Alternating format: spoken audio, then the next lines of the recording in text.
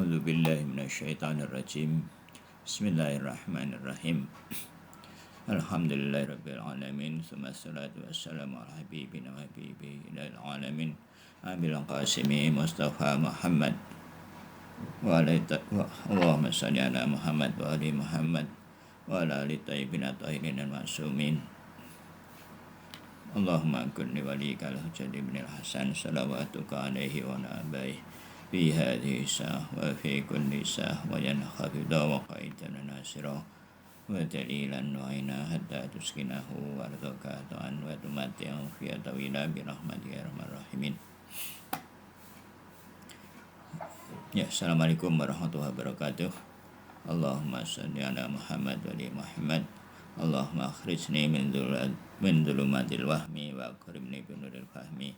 Allahumma aftah alaina abwaaba rahmatik wa anshur alaina khazaini ulumik bi rahmatika ya arhamar rahimin wa la haula wa la quwwata illa billahil azim. Baik, kita teruskan pembahasan mengenai adab sholat, yaitu bagian qiraah yang sudah mencapai qiraah yang merupakan yang disebut sebagai inti dari pembahasan buku Adabus Shalah. Ya, kemarin disampaikan bahwa ya Jibril adalah malaikat yang tertinggi, malaikat yang membawa rezeki maknawi, ya, menjamin rezeki maknawi. Jadi ini rezeki yang paling kita butuhkan, ya, rezeki yang benar-benar rezeki, yaitu rezeki yang maknawi. Dan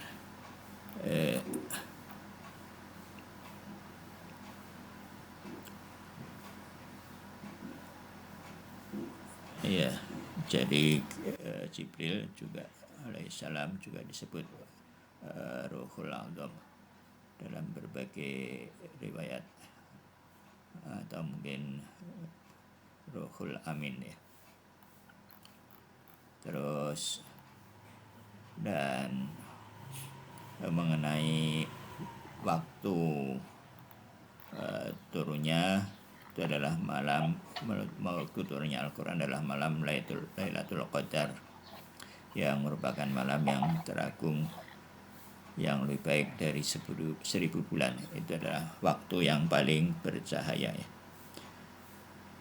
Dan bahkan ini adalah waktu wusul Auliyul Mutlaq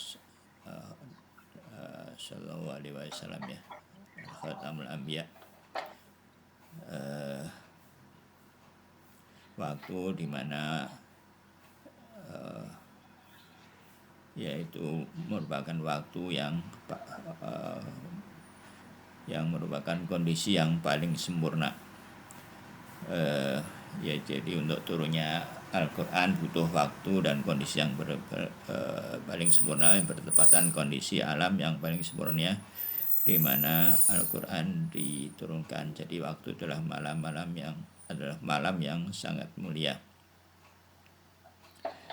Jadi waktu itu di mana beliau Rasulullah SAW mencapai maqam tertinggi, dan sehingga Rasulullah SAW bisa menjadi wadah untuk menerima wahyu tersebut, ya.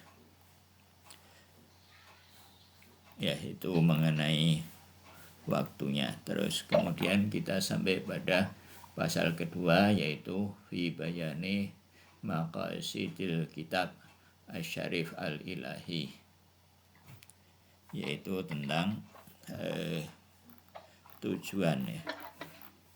Tujuan penjelasan mengenai maksud, atau maqasid itu jamak dari maksud, ya. Nah, maksud tujuan dari kitab yang mulia Al-Ilahi, dan matlub juga sama, ya, tuntutan atau tujuan. Matalibihi, ya hampir sama, matalib. Wa masya wa mushtamalatihi bitarikil ismali wal isyar. Dan cakupannya kali, ya, mutasya Syama.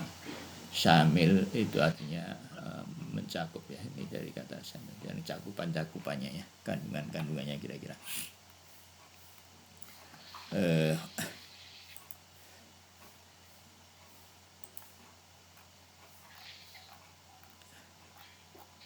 Ya terus jadi setiap pembaca Al-Quran sesuai dengan gayanya menganggap bahwa Al-Quran itu mungkin sebagian ahli barangkali ya menganggap bahwa orang sains menganggap bahwa Al-Quran itu kitab sains misalkan, atau di mana Al-Quran itu mengisahkan kisah-kisah, Al-Quran itu kitab sejarah ya, kayak gitu. Dan sebetulnya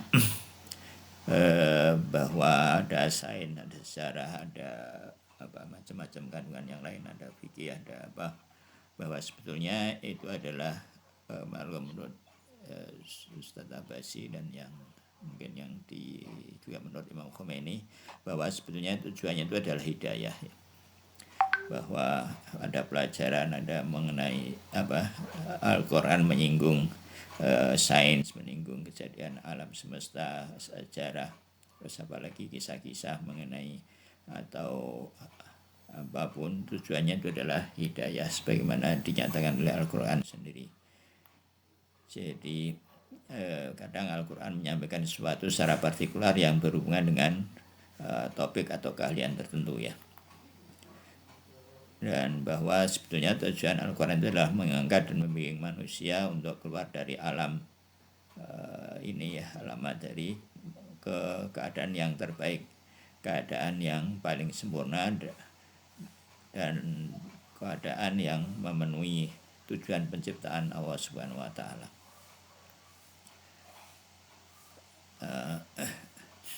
Jadi tujuannya adalah untuk membimbing manusia supaya kembali bisa bersuluk meniti jalan Shiratal Mustaqim, bahwa kita tidak bisa kembali pada Allah Subhanahu wa Ta'ala dalam keadaan sempurna melalui jalan yang lain ya.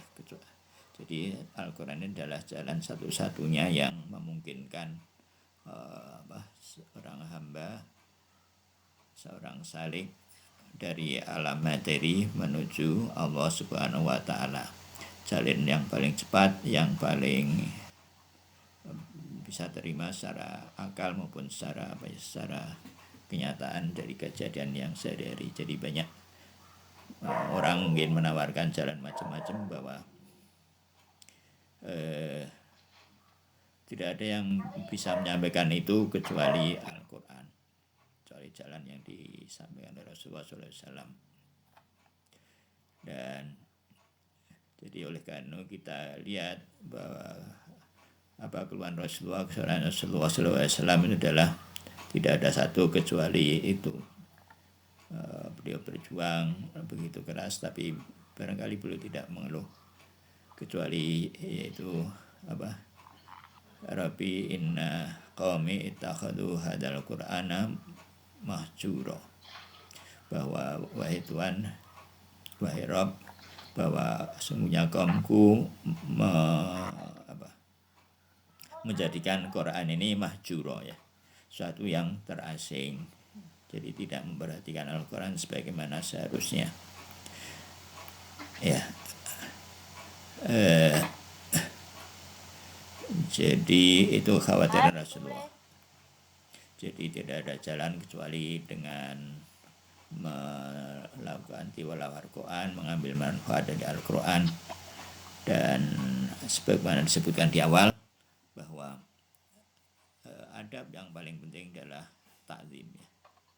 Menganggap bahwa sebagai Al-Quran adalah sesuatu yang serius, sesuatu yang penting. Jadi dia adalah I'lam anna hadzal Qur'an asy-syarif kama sarraha wa bihi kitabul hidayah ya. Ketahuilah bahwa kitab yang mulia ini sebagaimana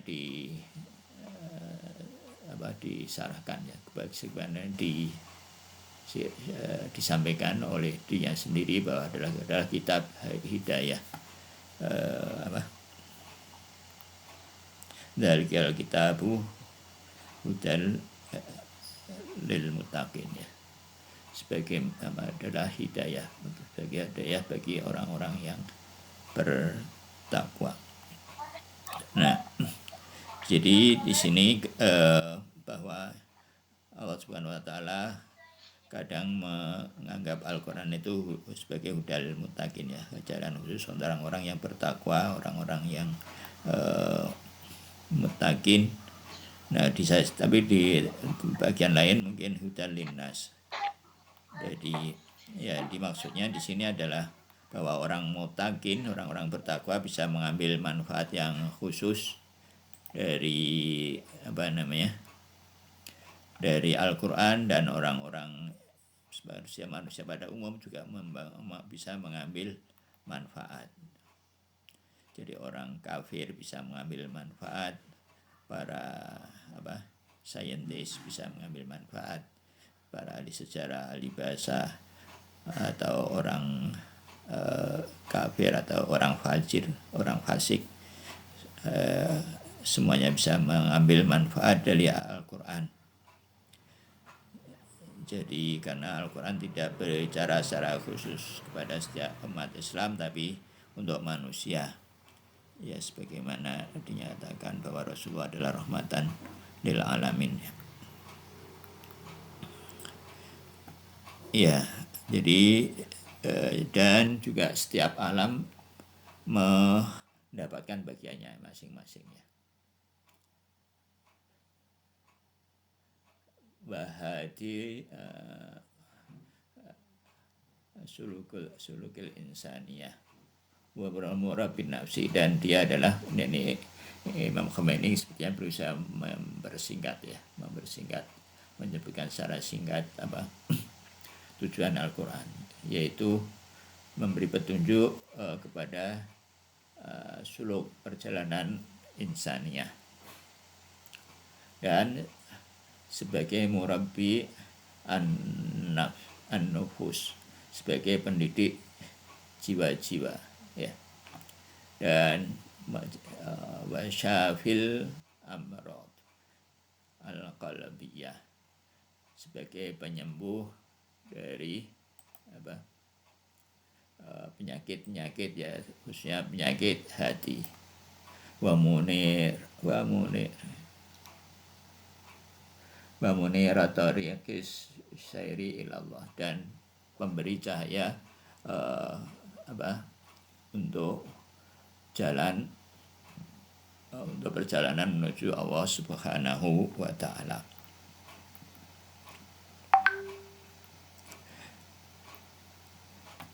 Oke.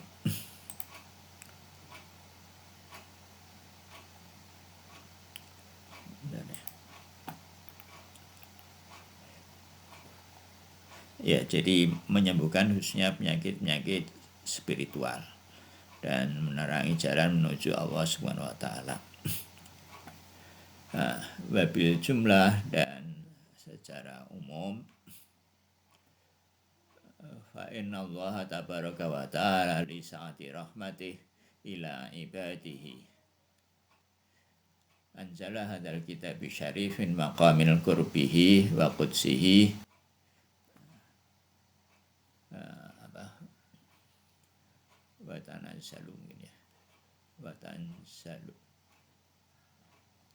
watanzilu ala hasbi tunasibil awalim. Jadi selain sebagai kita baca, jadi alam ini juga Al-Qur'an ini juga ya diturunkan dari makom al-qurbiyah syarifah. Jadi dari makom zat Allah Subhanahu wa taala. Ya, sebagaimana disebutkan kemarin, semua apa yang ada dalam zat Allah Subhanahu wa taala dimanifestasikan atau termanifestasi dalam Al-Qur'an. Tidak ada sesuatu yang kurang. Ini adalah suatu rahmat yang luar biasa ya. Ya, jadi Allah tidak kikir, tidak menyimpan sesuatu ya untuk untuk tidak diberikan kepada hamba. Jadi ini semua tergantung dari kesiapan hamba, kesiapan kita ya.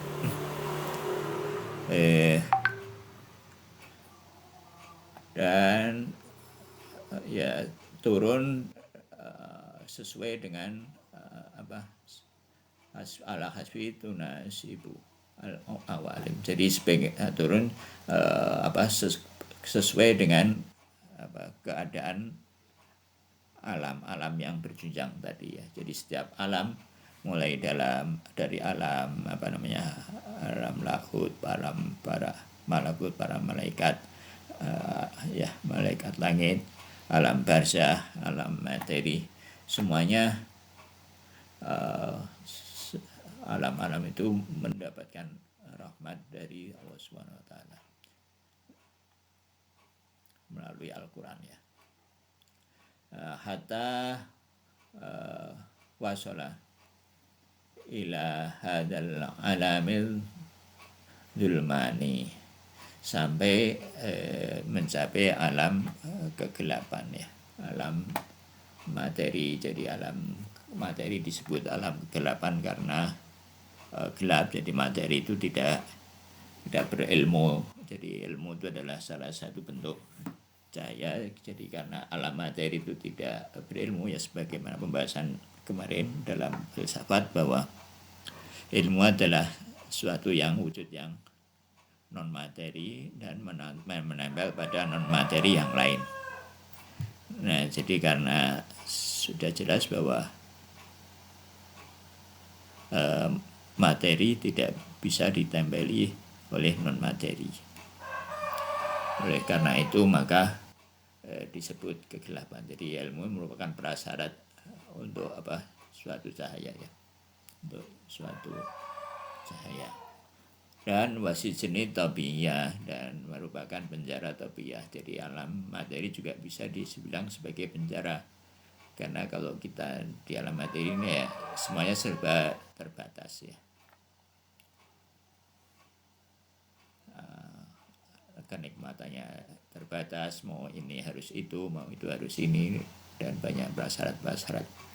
Tidak seperti di alam materi yang kun fayakun ya. Dan kemudian wasara ala kiswatil alfad, dan Al-Quran karena dalam al-materi maka dia berada dalam kiswah-kiswah itu, mungkin pakaian atau kainnya. Ka'bah itu menutup kain itu kiswah ya, dalam pakaian lafaz. Jadi dalam bentuk huruf-huruf di pakaian dia harus. Jadi karena turun di alam materi maka Al-Quran mau tidak mau harus disampaikan dalam bentuk lafaz. Wa suratil hurufil listikhlasil masjunin fi sijnid dunia al-mudlim. Dan jadi aslinya di sana ketika diturunkan diterima oleh Rasulullah Sallallahu Alaihi Wasallam tidak dalam bentuk materi seperti ini tentu saja ya, dalam bentuknya yang paling tinggi ya, sebagaimana sudah disampaikan kemarin. Dari bentuk yang tinggi itu kemudian mengalami mungkin semacam transformasi lah ya, dari alam ke alam sampai ke alam materi, sampailah ke alam dunia yang gelap. Wa khalisi maghrim bil akhlalil amali wal amani, dan sampailah dalam belenggu ya, terbelenggu dalam amal, angan-angan ya, amani juga sama. Jadi Ya kita di dunia ini ya ini terbelenggu dalam angan-angan yang mengira ini mengira itu, mengira bahwa kebahagiaan itu ada di itu dan ya Al-Quran juga sepertinya menyesuaikan itu ya. Jadi Al-Quran juga disampaikan dalam bentuk sastra misalkan ya, supaya ya disampaikan dalam bentuk keindahan-keindahan yang juga mungkin berlaku dalam keindahan materi ya, keindahan bahasa ya, tapi dalam bentuk yang paling sempurna. Dan juga dalam isalihi minal khudwati nafsi wal dha'fi wal khayanya, dan juga mengangkat mereka ya dari batas-batas kelemahan dan hayawaniyah ila aujil kamal, sampai menuju puncak kesempurnaan, dari hayawaniyah menuju puncak kamal ya, kesempurnaan, wal kuwatil insaniyah, dan potensi kemanusiaan insaniyah. Jadi orang baru disebut manusia kalau memanfaatkan potensi rohanianya seperti ini ya, melalui Al-Quran. Dan wamin mujawarati syaitan ila murafaqatil malakutiyin, dan dari lingkungan setan, jawari syaitan ya, pergaulan setan, dari lingkungan setan, jiwari syaitan, ke pergaulan di langit ya. Bahkan bal wusulu ilal maqamil qurbi, bahkan sampai wusul, sampai bertemu Allah Subhanahu wa taala. Wa husuli maratibi liqa'illah, sampai dari tujuannya ini ya, martabat liqa'illah allati ya a'dhamil maqasid ahlillah wa matalibihim, dan ini adalah merupakan tujuan para pecinta Allah ya, ahlu Allah, dan tujuan-tujuan mereka. Jadi puncak dari segala tujuan dalam ibadah itu adalah liqa Allah ya. Dan selain tujuan itu, misalkan surga apalagi yang seperti itu, atau tujuan-tujuan duniawi sebagaimana disebut dalam pembahasan kelas kemarin, itu mengandung syirik ya, tapi syiriknya syirik khafi ya, syirik tersembunyi, bukan syirik syar'i ya. Jadi dengan seperti ini maka kritik sebagian orang itu terhadap ini Islam tujuannya setelah Said dapat bidadari, yaitu dia nggak paham aja ya, nggak tahu hal-hal yang seperti ini.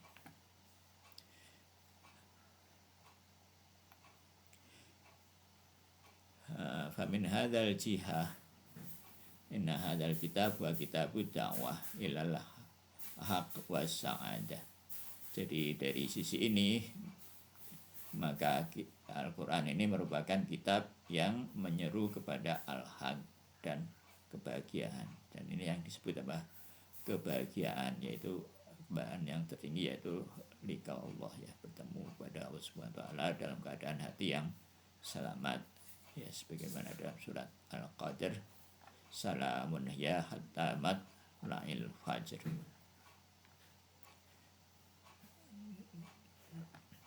ya.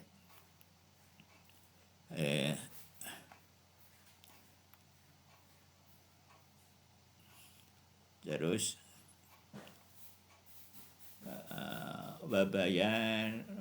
terus wabayani ubayan ya. Wabayana kali ya, karena ada inna di sini. Kaifiyatil wusuli ilal hadzal maqam, yaitu selanjutnya adalah tentang bagaimana cara-cara untuk usul, untuk sampai kepada makom ini. Makom apa? Tadi berjumpa dengan Allah Ta'ala dan wa munjadihil ismal ismalan, dan cara mencari tersebut ya, malahu dakhlun fi hadza syairi wa suluk al-ilahi.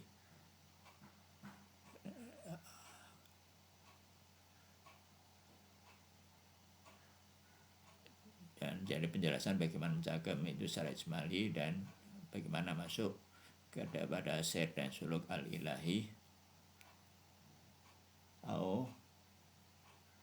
yakni sulukul masyarifi ilallah, jadi suluk atau perjalanan menuju Allah Subhanahu wa taala ala nahwil kulli ikhtiar maqasidil muhimmat wa dilal ma'rifatillah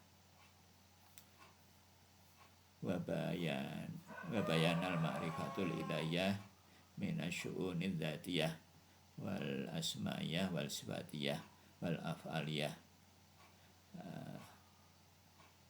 wa aksariha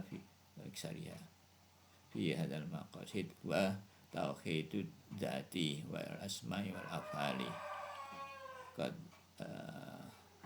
dzukira mustaqsa ya ba'dihi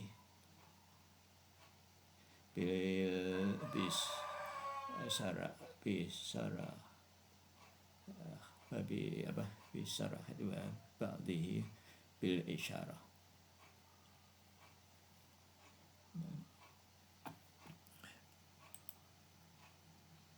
Dan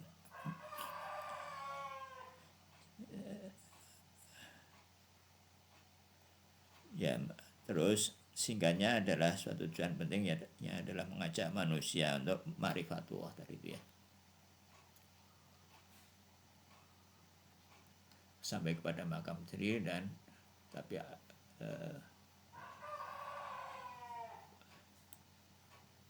menyeru kepada ma'rifatullah dan penjelasan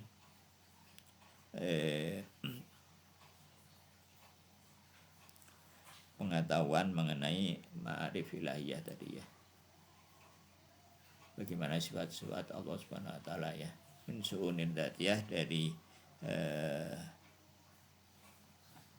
su'un itu mungkin urusan ya, sa'an apa ya, urusan dari perkara-perkara yang dzatiyah wa asma'iyah dan wa sifatiyah wal af'aliyah.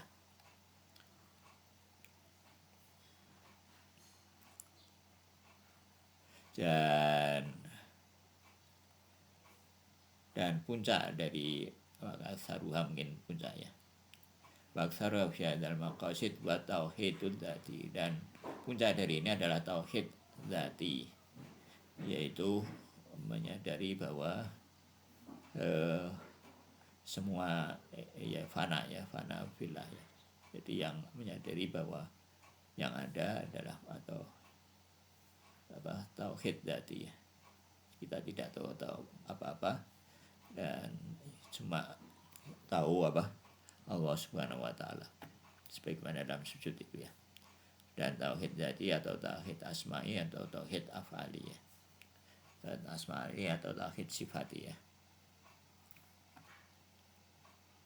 Dan sebagiannya baba'luha bisarahah sebagiannya dalam secara eksplisit ya, dan sebagiannya bil isyarah ya, sebagiannya dalam sebagaimana disampaikan dalam bentuk isyarat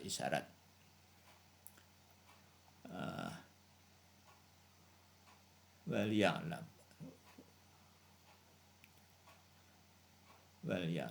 annal ma'arifin min al-firdati ilal ma'rifatil afali qad dzukirat fi hadzal kitabil al-jami' al-ilahi ala nahwi ala nahwi tadrikihi kulitabi ala qadril istidadiha.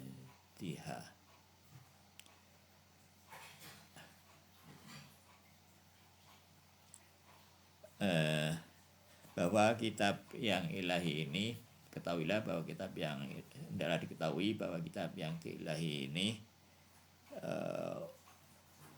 membahas ma'arif dzatiyah itu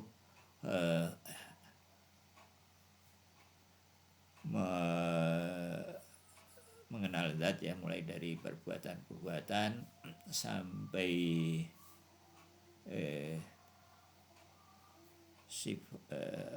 perbuatan, mengenal perbuatan-perbuatan dengan cara yang setiap tingkatan manusia memahaminya sesuai dengan kapasitasnya ya, ala qadri istidadiha, sesuai dengan kadar kesiapannya. Jadi yang potensinya besar mungkin dia akan, dan usahanya besar ya, dia akan mendapatkan banyak. Kama anal ulama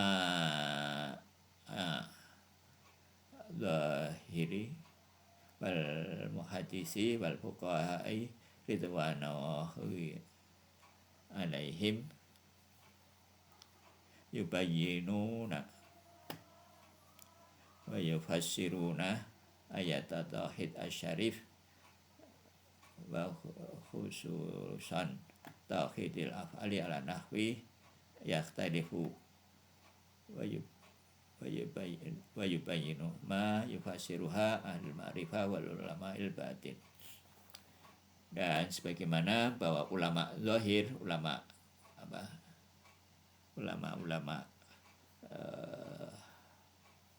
mutakalim mungkin ya, ulama zahir, ulama yang zahir, dan muhadis, para ahli hadis, wal fuqaha, jadi ini kan termasuk ulama-ulama yang zahir ya, memandang agama secara zahir, dan ridwanu alaihim, para fuqaha, mereka itu menerangkan dan menafsirkan ayat-ayat tauhid yang mulia, khususnya khususan tauhidul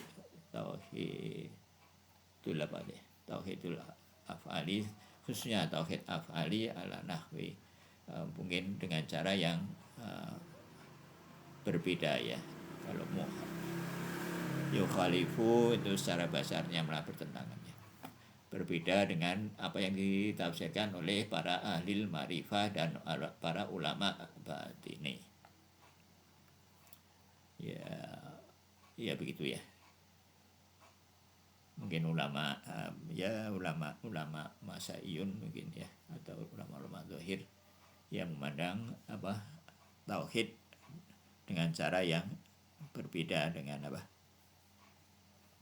pandangan irfan ya, yang memandang wujud berbeda ya. Mungkin pada umumnya orang menganggap wujud ya wujud Allah Ta'ala, di sana ada wujud Allah, di sini ada wujud kita terpisah dan seterusnya ya. Nah, tapi itu dibuktikan dalam filsafat, karena itu pandangan itu tidak benar ya, tidak sebenarnya benar. Jadi ada perbedaan seperti itu. Nah, ya bahkan bisa dianggap bertentangan kan ya. Itu misalkan pandangan mengenai tauhid itu ya.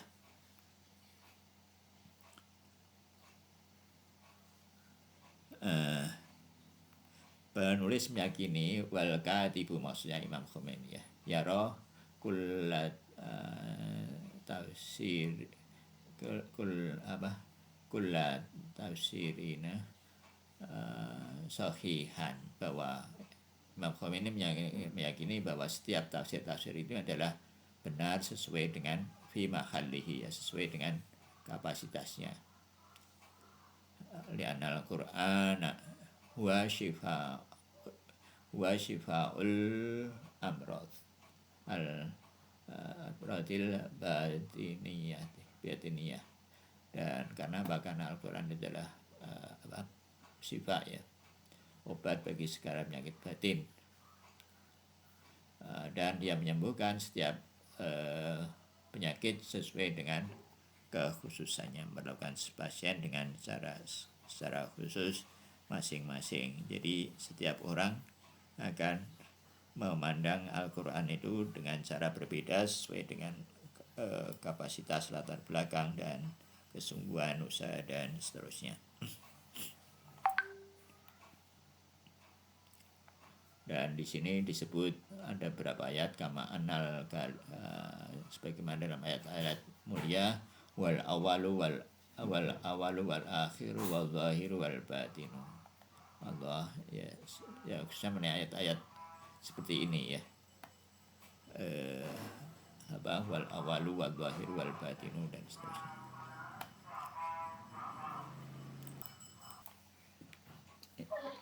Pak, kalau rekamannya Google Meet suka lebih kecil. Oh ya. Oh, nanti teh pas jadi bisa digedein. Apa ini ya? Apa volumenya ya? Suara papanya nanti lebih kecil pas di pas pindah link. Kalau lagi padahal mah ini mah sama aja. Tapi pas hasil rekaman. Oh gitu. Mungkin ya? direkamnya harus HD atau gimana gitu kali biar ada settingan ya. Oh, setting rekaman. Kalau belum tahu settingannya, Papa agak teriak aja, Pak. lebih ya ini lebih kencang sedikit. Oh gitu ya. Mungkin ya coba nanti ya. Sebetulnya itu rekaman itu tidak tergantung sama itu ya, sama apa namanya? Google Meet atau Zoom. Karena rekamannya ini pakai PowerPoint. Ya oke, mungkin Papa mungkin agak menjauh kali ya kalau pas Google Meet. Enggak kayaknya. Soalnya konsisten. Oke, kita lanjut ya. Jadi yang lebih kencang aja ngomong. Ya, ngomongnya lebih kencang aja ya. Ya, terima kasih. Dan jadi sebagaimana ayat-ayat seperti ini ya, dia adalah yang awal dan apa? Allah adalah yang awal dan yang akhir, yang zahir dan yang batin. Ya ini kan kalau secara zahir ayat ini nggak mudah ya diterima bagaimana Allah zahir dan batin. Tapi kalau melalui pendekatan filsafat maka ini sedikit lebih jelas ya. Dan akan lebih jelas lagi kalau kita melalui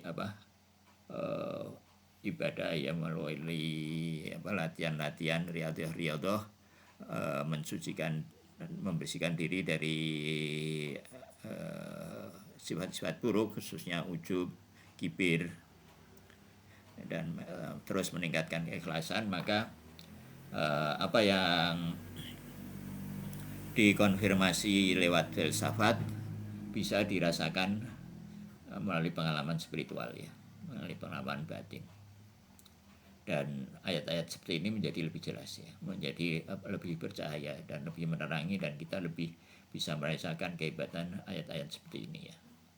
Ya seperti Allahu nurus samawati wal ard, dan ayat yang mulia walladzi fis samai wa fil ardi walladzi fis samai wa fil ardi ilaihi, dan ayat yang mulia bahwa ma'akum, dan Allah beserta kita, dan ayat-ayat yang mulia ainama tuwallu fasama wajhullah, kemanapun kalian menghadap maka di situ adalah wajah Allah, dan ayat-ayat yang semacam ini, qul huwallahu ahad misalkan ya, Allahus somad, dan seterusnya. Jadi kalau kita lihat memang kalau para ulama-ulama itu mereka dalam sholat itu kayaknya itu ya relatif sederhana ya, maksudnya bacaan-bacaannya itu bukan bacaan-bacaan yang surat-surat yang katakanlah yang panjang-panjang, dan itu mereka seringkali ya dalam pengalaman sholat bersama mereka itu seperti itu. Dan ini dengan makrifat yang kuat, dengan itu yang pembersihan hati, maka ayat-ayat sepertinya akan kelihatan terasa bercahaya ya. Ila ghaidzikal fi tauhidid dzati, dan sampai tauhid ayat-ayat seperti ini yang merupakan tauhid dzati ya.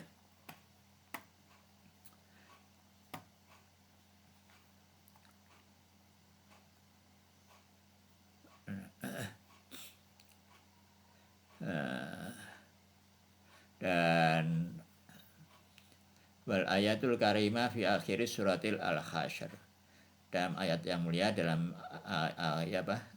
dalam akhir surat dari al-hasyr ya. Apa itu? Ya, dalam ayat terakhir surat al-hasyr itu wal zahir wal batin, kalau nggak salah itu ya. Ya, ayatnya itu indah ya. Sebentar ya, carikan dulu, ayatnya memang luar biasa. Itu ayatnya itu enak dibaca ya. Surat terakhir surat al-hasyr, dan nanti coba kita lihat insyaallah. Dan ini wa fi tauhidis sifat. Jadi ayat surat terakhir surat al-hasyr itu berbicara mengenai tauhid sifat. Wal ayat, dan juga ayat yang mulia, wa ma ramaita id ramaita walakinnallaha rama, walakinnallahu rama. Dan engkau tidak melempar ketika engkau melempar, Allah lah yang melempar. Ini ayat mengenai perang ya. Jadi kalau kita melakukan sesuatu itu yang baik-baik khususnya ya, itu adalah Allah yang melakukan. Ini tauhid fi'liyah ya, tauhid afal. Dan ayat yang mulia alhamdulillahirabbil alamin, ini juga merupakan ayat yang berisi tauhid tauhid afal ya, atau tauhid sifat, mungkin juga bisa tauhid zat. Dan ayat yang mulia yusabbihu lahu ma fis samawati wal ard, telah bertasbih kepada Allah yusabbihu ya, selalu ini ya, fi'il fi'il dhamir fi'il mudhari, menunjukkan selalu ya. Bertasbih kepadanya yang di langit dan di bumi. Fi tauhid af'ali allati tadullu ba'duha biwajhi daqiqah, dan mengenai tauhid af'ali yang menunjukkan sebagian dari ayat itu tadi dalam wajah, dalam bentuk yang daging ya, teliti ya, ba'duha teliti atau mungkin terperinci lah ya. Bapak dua biwajil adak irfani, dan adak irfani, dan sebagaimana dalam bentuk yang ya, daging itu sebetulnya daging ya, detail, dan sebetulnya dalam yang bentuk yang lebih detail, yang lebih terperinci, yang lebih teliti, daging itu itu ya, seperti dalam bahasa Jawa itu ada daki itu ya, tulis daki itu artinya teliti kurang lebih. Tapi kalau dalam bahasa Arab, bahasa Jawa, daki itu artinya kayak lebih negatif ya. Sebetulnya daki itu artinya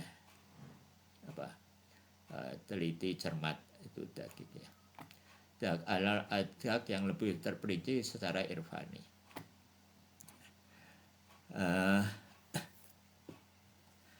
Dan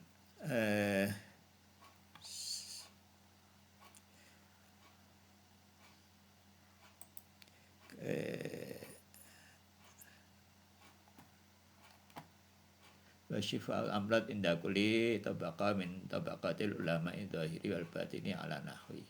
Jadi semua mendapatkan bagiannya ya, yang zahir dan yang batin sesuai dengan kapasitasnya. Kita selesaikan aja ya. Dan sebagainya ayat-ayat yang mulia mislu ayatil al-hadid wa suratil mubarak at-tauhid allati nuzilat lil muta'ammiqin ya.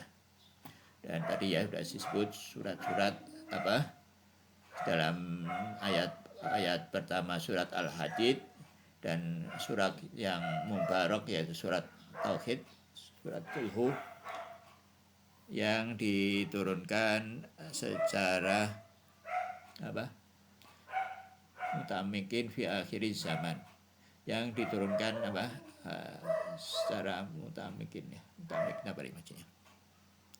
Yang muta'ammiqin mungkin pemikir ya, yang diturunkan untuk para pemikir di akhir zaman, sebagaimana disebutkan dalam hadis yang mulia dalam surat Al-Kahfi, dalam kitab Al-Kahfi ya, dalam Kifatahi nanti kalau tidak salah itu ya, saya ingat Bapak. Jadi nanti pada akhir zaman surat Tauhid itu diturunkan kembali.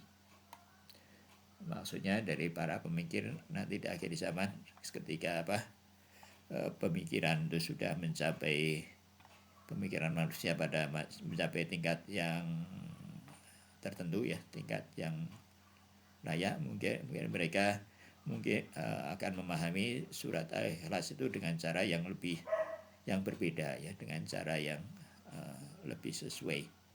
Dan wa fi nafsil hal li ahli dhahir minha nasibun kafun ya. Dan dalam waktu yang sama para ahli dhahir memperoleh bagian yang sesuai. Wa hadza, ini adalah min mu'jizati hadzal kitab syarif wa min jami'iyatihi. Ini adalah merupakan mukjizat dari kitab yang mulia ini, dan merupakan jami'iyah, dan merupakan kecakupannya ya, kecukupan dari kitab yang mulia ini. Jadi itu pentingnya Al-Quran ya. Surat Al-Hasr ayat terakhir ya sebenarnya ya, yang merupakan ayat yang sangat indah dari Al-Quran. Ya ayyuhalladzina amanu taqullaha wal tandur nafsum ma qaddamat liwat wa taqullaha innallaha khabirum bima ta'malun ya. A'udzubillahi minasyaitonir rajim. Wahai orang yang beriman, bertakwalah kepada Allah, dan hendaklah setiap orang memperhatikan apa yang diperbuatnya untuk hari esok, dan bertakwalah kepada Allah, sesungguhnya Allah khabir ya. Khabir itu kalau dalam bahasa sekarang, khabir itu pakar, mana teliti apa yang engkau lakukan. Wala takunu kalladzina nasallaha fa ansahum anfusahum ulaika humul fasiqun. Dan jangan kalian seperti orang melupakan Allah, kemudian Allah melupakan mereka adalah orang-orang yang fasik. La yastawi ashabun nar wa ashabul jannah ashabul jannati humul faizun. Terus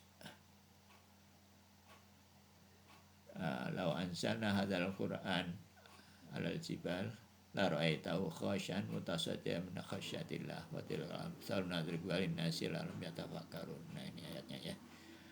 Walladzi la ilaha illa huwa 'alimul ghaibi wasyahadah warrahmanur rahim ya.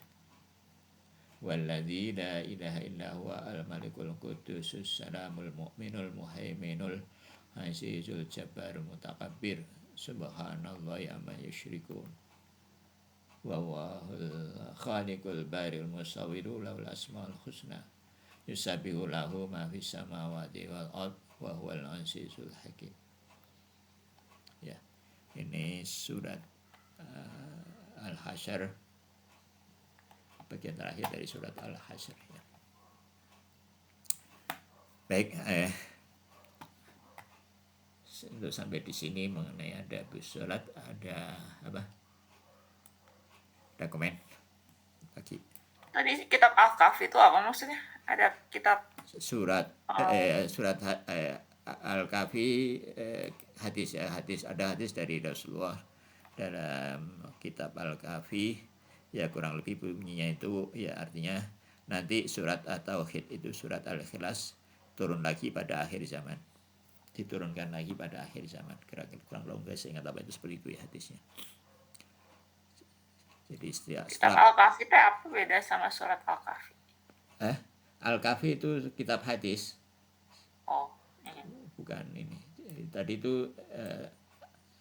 itu hadis ya yang bicara yang nanti diturunkan ke siapa? Oh, Ikhlas. Ya kalau orang itu bisa memahami apa? Ya melalui filsafat saya kira ya. Pintunya itu memahami tauhid lewat filsafat, melalui filsafat wujud. Untuk memahami apa? Qul huwallahu ahad. Ahad sebagaimana dimaksud dalam filsafat itu lebih mendekati ya, mungkin juga tidak persis apa namanya seperti itu ya, karena memang ya dalam apa Al-Quran di batin ada batin ya.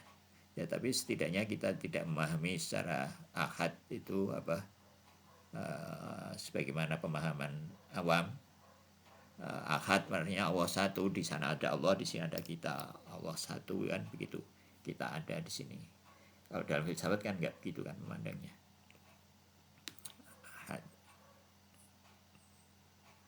Allah kenapa? Allah itu wujud mutlak, meliputi segala sesuatu.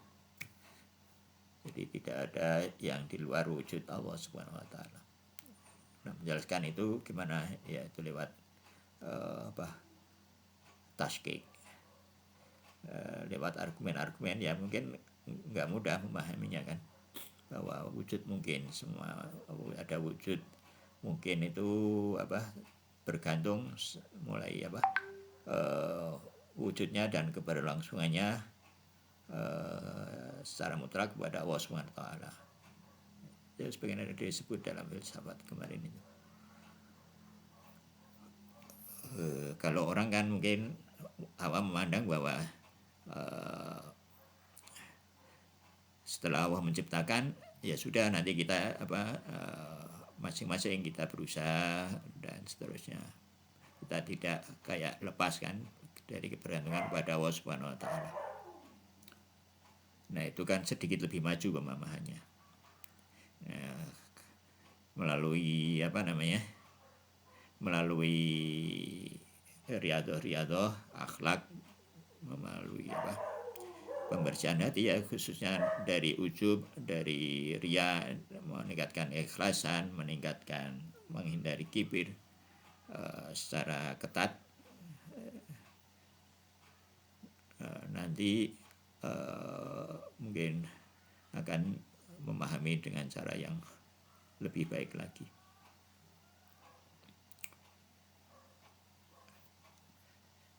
Begitu. Jadi apa ya, mungkin itu yang dimaksud pemahamannya bertingkat-tingkat sesuai dengan kapasitasnya, walaupun ayatnya sama. Maka para wurafa itu sangat suka itu apa ayat apa surat At-Tauhid itu ya.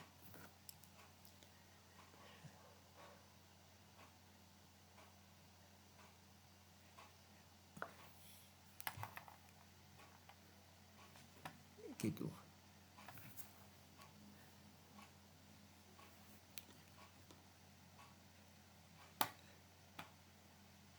Oke, ya, baik kita lanjutkan filsafat ya.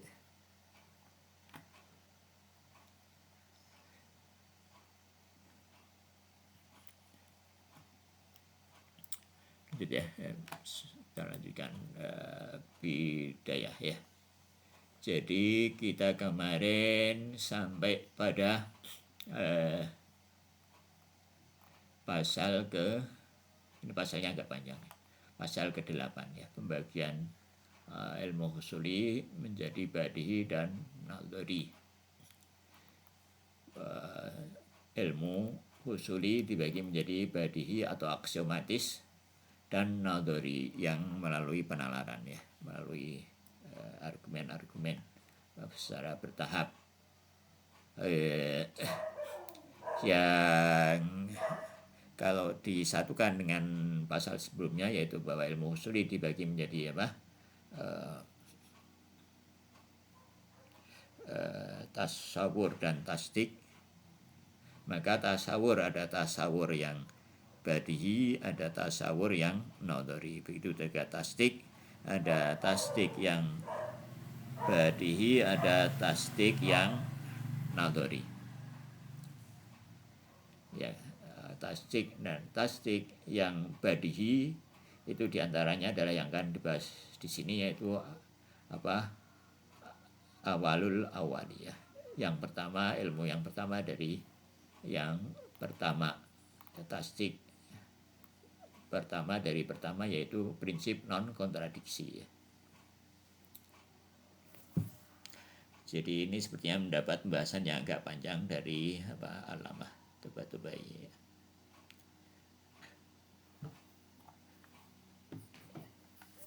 Ya, tatimah ya. Al-sufasti al-munkiru liwujudil ilmi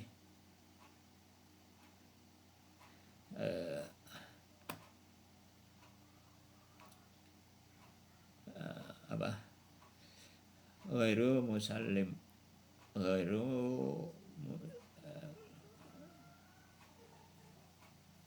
yang tidak menerima ya, karena ghairu musallimi lil qadiyatil ulal awali awail ulal awail id fi taslimiha i'tirafun bi anna kulli qadiyataini mutanaqidataini fa inna ihdahuma haqqah sadiqah. Jadi para sofis yang mengingkari premis pertama, yaitu prinsip non kontradiksi tadi itu, tidak menerima prinsip non kontradiksi ini, karena kalau dia menerima prinsip ini, maka dia harus mengakui bahwa setiap kalau ada hal yang dua yang bertentangan, maka salah satunya harus benar ya, itu. Jadi sofis ini latar belakangnya, jadi di zaman Yunani dulu itu ya, setelah setelah kemenangan Yunani atas Persia, berkembanglah demokrasi ya, dan hukum. Jadi mereka sudah mengenal sidang-sidang kayak gitu ya, menentukan seorang bersalah atau tidak, sudah melakukan argumen-argumen. Nah, sofis ini katanya awal-awalnya ini adalah para ahli hukum yang mereka itu beracara ya di sidang-sidang pengadilan itu. Dan karena beracara ya, kadang-kadang dia harus ya katakanlah sampai pada level membenarkan yang benar dan membenarkan yang salah atau menyalahkan yang benar. Dan akhirnya ya lama-lama sampai akhirnya mengingkari adanya prinsip non kontradiksi ini ya, menganggap bahwa nggak ada ini semuanya ini gitu ya. Jadi wujud ilmu itu menolak realitas, sampai menolak realitas atau menolak pengetahuan tentang realitas. ya jadi akhirnya menolak prinsip non kontradiksi ini. Ya. Kemudian para sofis tadi asufasti mudai lintifail ilmi. Ya tadi itu dia menolak keberadaan ilmu. Wasyak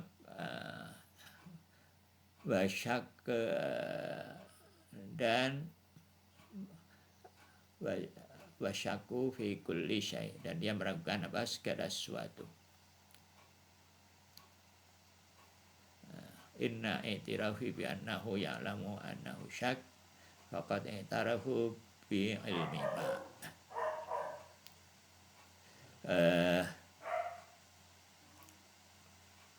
Maka kalau dia sudah mengakui adanya keraguan, jadi dia meragukan, bahkan meragukan bahwa dia itu ragu gitu ya.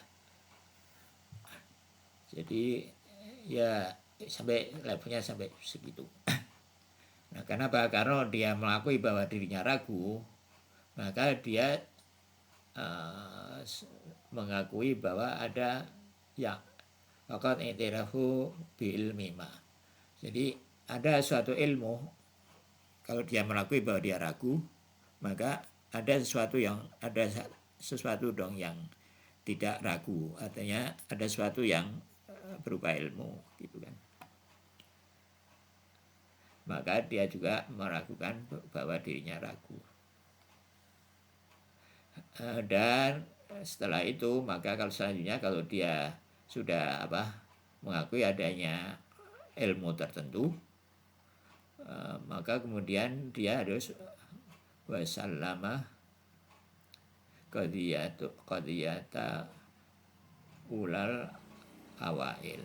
Maka kalau dia mengakui adanya ilmu sesuatu itu, maka dia harus taslim, harus mengakui tadi itu prinsip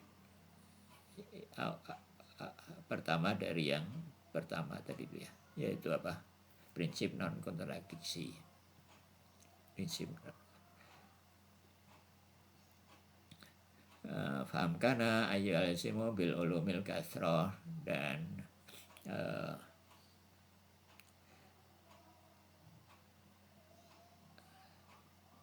juga dia mungkin untuk melazimkan selanjutnya kalau ini ya, kalau dia menerima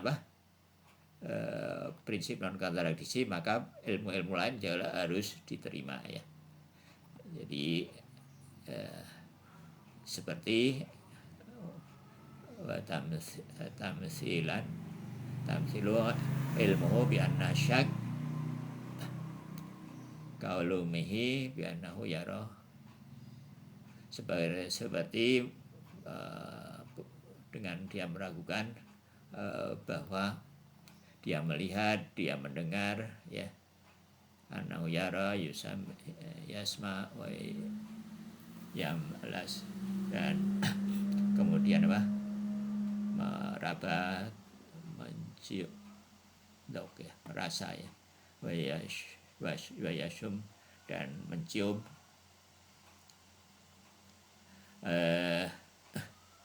atau annahu rubama ja'un ya, barangkali dia lapar. Dia melakukan itu semua. Faqasada ma yashba'uhu, kemudian barangkali dia lapar mencari sesuatu yang menyangkanya, audham'an, atau kadang dia haus, kemudian mencari apa yang bisa menghilangkan hausnya ya. Maka selanjutnya kalau dia menerima ini, maka selanjutnya dia harus menerima ilmu-ilmu yang dari berakhir pada indera, karena ilmu itu berakhir pada indera ya, karena indera ini termasuk apa, al-badiyat kama taqaddam ya, sebagaimana dijelaskan sebelumnya. Jadi akhirnya dia karena akhirnya kalau dia menerima apa tadi, bahwa dia itu ragu, maka dia konsekuensinya harus menerima semua ilmu dan seterusnya. Jadi walhasil akhirnya proposisi bahwa dia tidak menerima sesuatu itu akhirnya gagal kan gitu.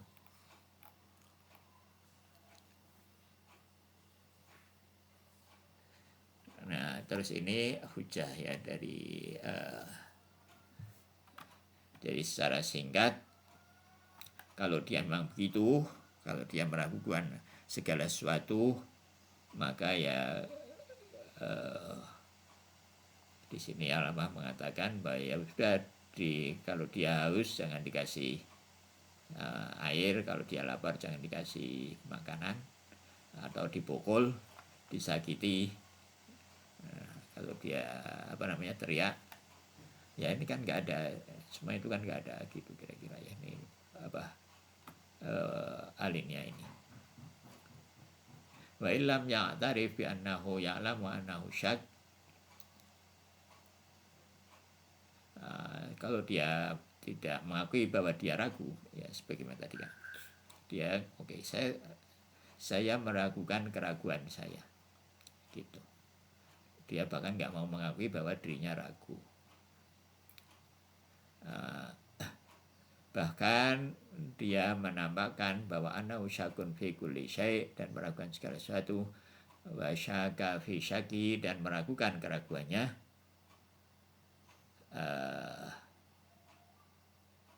maka la yadri syai'an, maka dia tidak mengetahui sesuatu pun ya. Wa saqatat ma'hu al-hujjah, maka wasaqatat ya ma'hu al-hujjatu, maka hujjah itu akan diam di hadapannya ya. Ya kalau dia melakukan sesuatu ya sudah ya. Memang tidak bisa diapa-apakan secara logika ya, tidak bisa diajak berbicara lagi. Walam yanjak fihi burhan, maka burhan atau argumen-argumen itu tidak akan mempan baginya ya. Maka orang seperti ini, wahadal insanu imma mubtala bil maradi au rasahu ihtilal bil idrak, aurasahu ya, aurasahu ikhtilalan bil idrak. Maka orang seperti ini kalau tidak kena imma itu in dan ma ya, kalau tidak kena penyakit atau yang menyebabkan aurasahu itu mewariskan, yang menyebabkan kegagalan dalam inderanya, kalau dia demikian maka dia falyarji at-tabib, maka dia harus pergi ke dokter. Atau kalau nggak begitu dia atau dia orang yang mu'anid lil haqi, dan kalau dia adalah suatu orang yang menentang kebenaran, wayat haru mayat haru, untuk tadi, jadi untuk melakukannya ya tadi itu disakiti, dipukul tadi itu ya, karena dia tidak melihat realitas ya.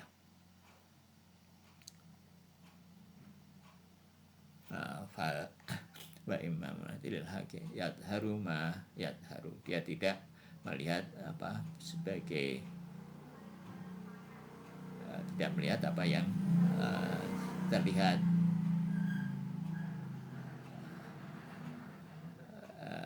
Maka lidah ya, li tahdhihi ya.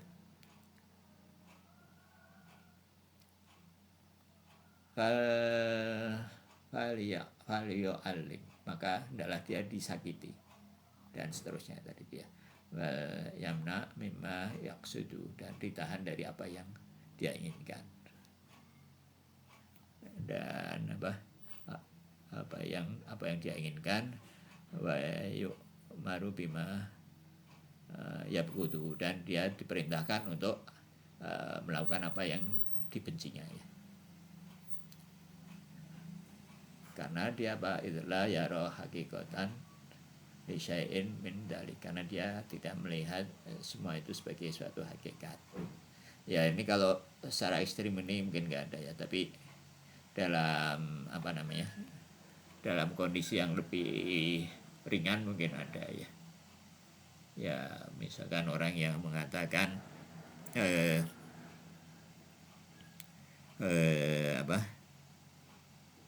orang yang mengatakan tidak ada sesuatu yang benar, itu semua itu relatif. Nah, itu mirip-mirip seperti ini ya. Jadi atau ya seperti itulah yang relatif, tidak ada yang benar sebetulnya ya, semua itu mungkin benar pada tempatnya, atau misalkan benar pada waktunya, atau benar pada posisinya ya, kayak gitu tuh mungkin ada. Dan itu tidak sesuai dengan prinsip non kontradiksi itu ya. Dan merubama ya rajiun ba'duha ilal hadhil ulumil aqliyah, dan barangkali mungkin sebagian mereka juga mempelajari ilmu-ilmu rasional ya, tapi tanpa dibekali prinsip-prinsip logika dan tanpa terlatih dalam sinaul burhan ya, sinatul burhan. Dia menyaksikan bahwa perbedaan di antara para peneliti dalam berbagai masalah adalah antara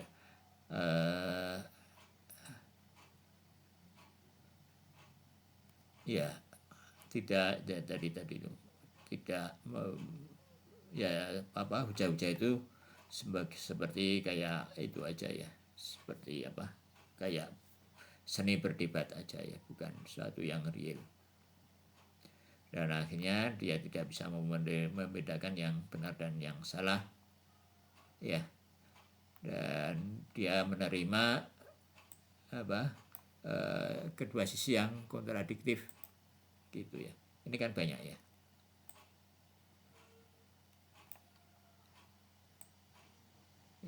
Ya mungkin orang tidak sampai sofis kayak gitu tadi, tapi bahwa orang itu menerima dua hal yang kontradiktif itu banyak, seperti misalkan tentang Palestina yang itu.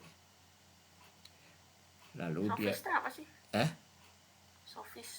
Sofis ya tadi itu, kalau sofis melakukan tidak menerima realitas. Jadi yang kita lihat nggak ada, bahkan ilmu kita itu juga nggak ada semua. Ya sofis level itu mungkin sekarang udah nggak ada ya. Yang ada itu yang ini nih, orang yang menerima dua hal yang kontradiksi, atau orang yang mengatakan bahwa tidak ada kebenaran yang mutlak begitu. Atau kalau dalam agama barangkali bisa nggak ada semua mazhab itu benar, atau semua agama itu benar. Nah ini semua itu tidak sesuai dengan prinsip non kontradiksi.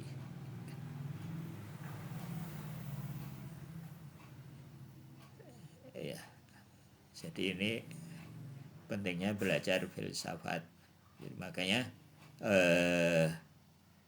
mungkin ya barangkali ini saudara-saudara kita dari Ahlussunnah itu mungkin ya karena mereka tidak suka filsafat, akhirnya ya menerima bahwa ya itu benar, ini benar, dan seterusnya, nggak masalah. Jadi dalam berargumen mereka tidak kokoh, jadi menerima ya Amerika ya bisa benar ya, misalkan Israel bisa benar, dan seterusnya.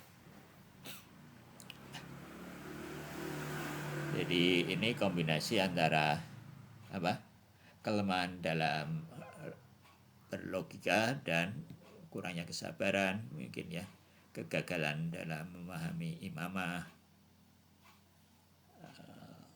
akhirnya berkonsekuensi seperti itu. Akhirnya ya susah ya kalau dalam ukuran Shiratal Mustaqim, ya bisa dibilang itu tidak dalam Shiratal Mustaqim.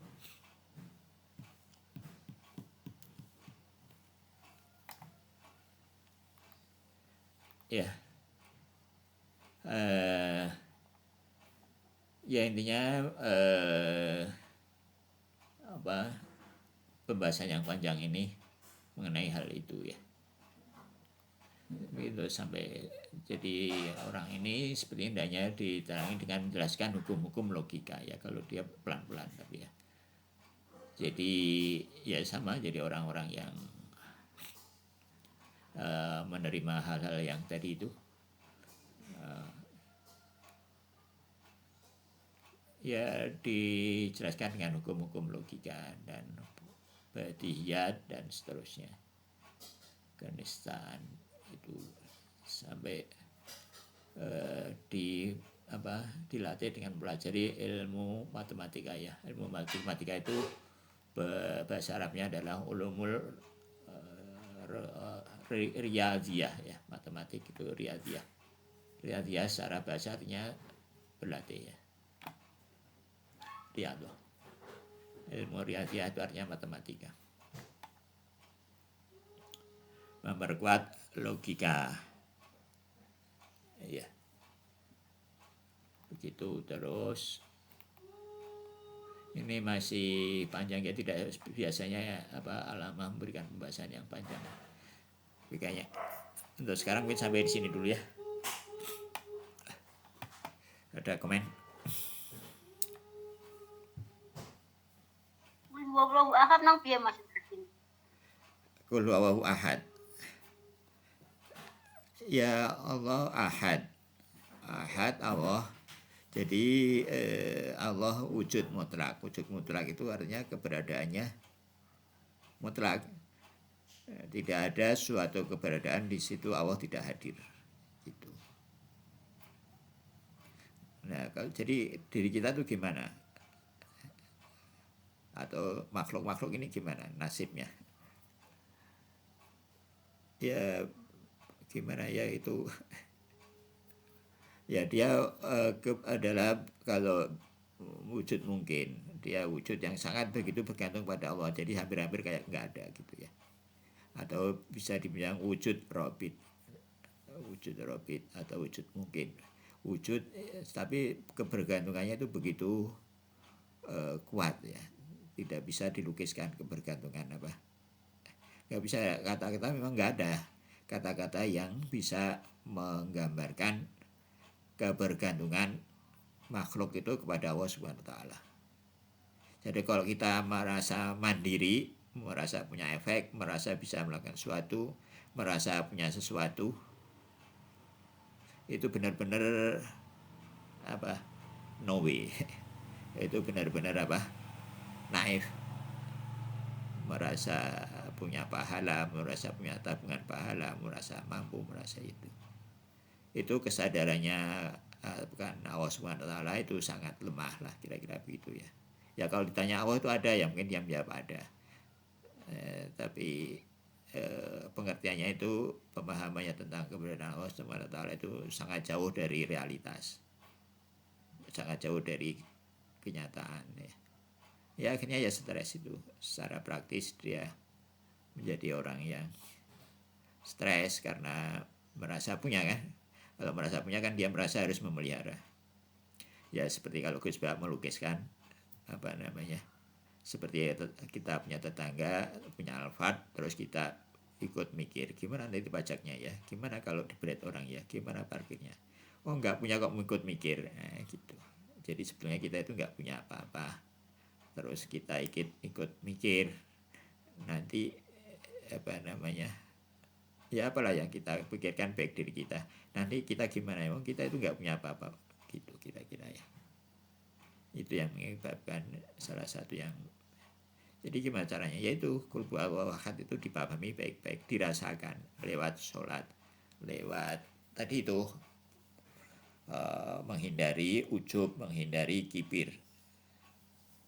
Ujub itu apa ya? Ujub itu diantara merasa punya tabungan pahala, ya, merasa punya sesuatu, merasa punya kehormatan, merasa punya itu yang bikin stres. Jadi ini memang masalah pemahaman dan masalah perasaan.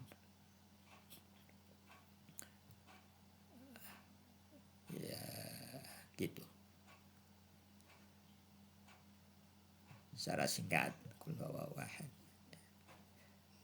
Jadi wujud mungkin ya, itu kebergantungannya mulai dari mulai dari wujudnya kalau dia mau ada, atau kalau dia keberlangsungannya kalau dia mau berlangsung, atau kalau dia mau memusnahkan diri sendiri, itu semua dia tidak bisa lakukan. Semuanya bergantung pada Allah SWT. Jadi Allah mengurus semuanya itu. Molekul air itu jumlahnya berapa molekulnya itu? Maka dalam wudhu itu kan kita dianjurkan untuk membaca itu ya, bagaimana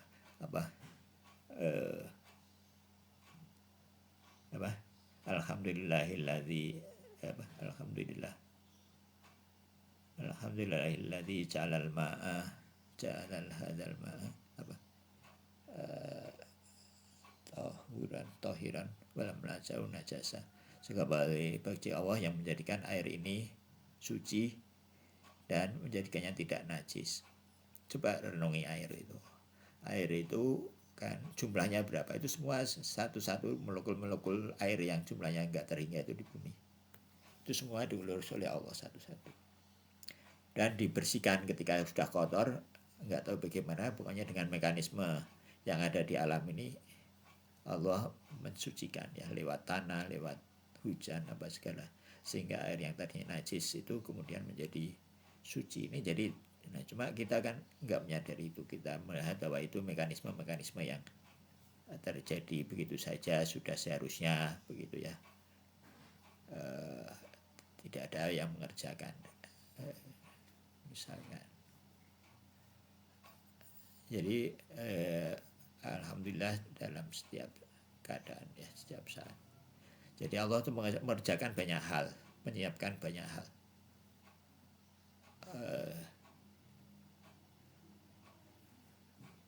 Banyak hal yang tidak kita sadari, banyak bahkan yang kita sadari. Jadi yang kita sadari itu mungkin terlalu sedikit ya, jauh sangat sedikit.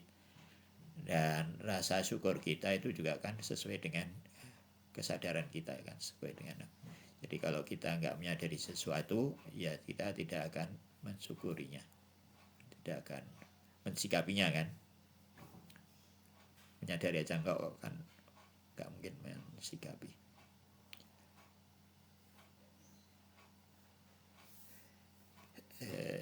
Gitu.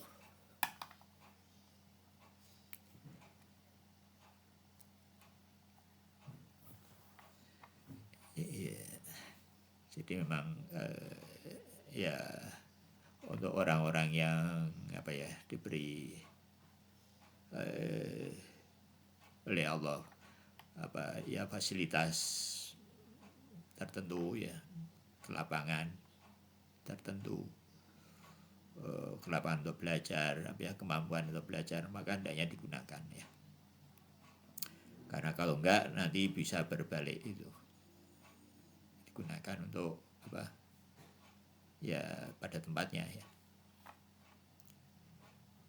Nanti kecerdasan itu katakanlah ya, kalau orang-orang yang cerdas itu bisa berbalik menjadi kecemasan ya kalau enggak digunakan untuk mempelajari hal-hal seperti ini.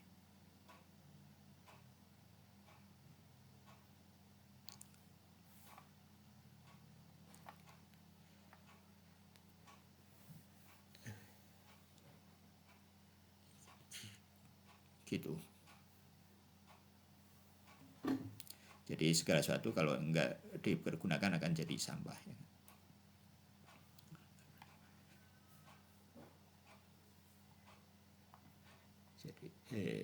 Ya gitu ya. Udah cukup ya mungkin.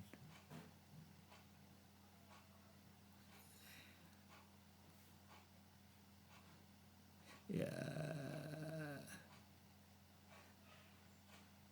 Baik, kalau kita tutup ya dengan alhamdulillahirobbilalamin. Kita tutup dengan Al-Fatihah dan selawat yang dihadiahkan kepada Rasulullah SAW dan kurangnya suci juga pada para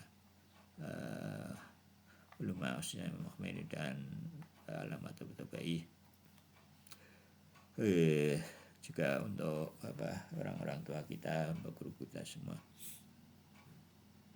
untuk putra putri, untuk semua, untuk juga untuk kerabat-kerabat kita yang sudah meninggal khususnya dan juga yang masih bersama kita. Ala hadinnya maqlatin salihah al-fatihah ma'as-salawat. Allahumma salli ala Muhammad wa ali Muhammad. A'udzu billahi minasyaitonir rajim. Bismillahirrahmanirrahim. Alhamdulillahirabbil alamin. Ar-Rahmanir Rahim. Maliki yaumiddin. Iyyaka na'budu wa iyyaka nasta'in. Ihdinas siratal mustaqim. Siratal ladzina an'amta 'alaihim ghairil maghdubi 'alaihim waladdallin.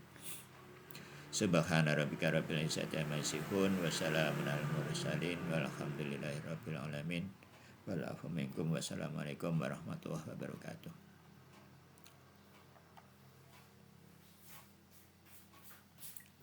Salam. Terima kasih.